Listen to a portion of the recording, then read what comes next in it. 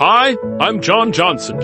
And to be honest, my life has turned into something straight out of an absurd American sitcom. I lived in Big Bend, Texas, a place where my grill and burgers were the stars of the weekend. And Emily, my wife, was a bona fide queen of culinary eccentricity and so much more. It all started when I tried to impress her with what I proudly called the explosive burger.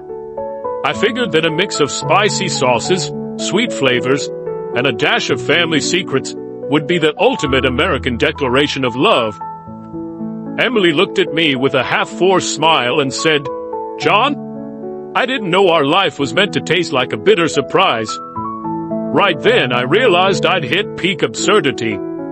As the days went by, my culinary experiments grew crazier, and Emily, ever armed with her impeccable wit, would always fire back with remarks that made me both laugh and think. One Sunday afternoon, after tasting one of my latest creations, a sandwich that mashed together flavors no one thought possible, Emily calmly said, "John, I think our life has become too chaotic. Maybe it's time we took different paths." And you know what? I realized she was right. I no longer wanted to live in a soap opera where our recipes were part horror story, part comedy sketch. So, in true American fashion, I decided to end our story in a way as unconventional as we were.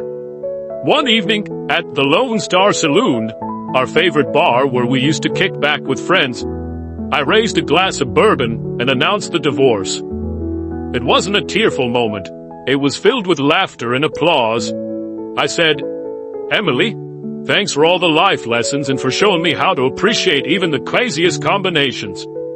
But now, I'm reclaiming my freedom.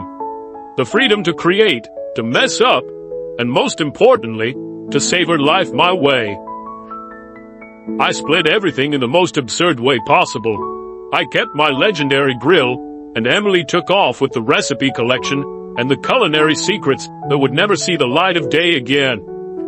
And even though our paths have now diverged, I turned the end of our story into a fresh, humor-filled beginning.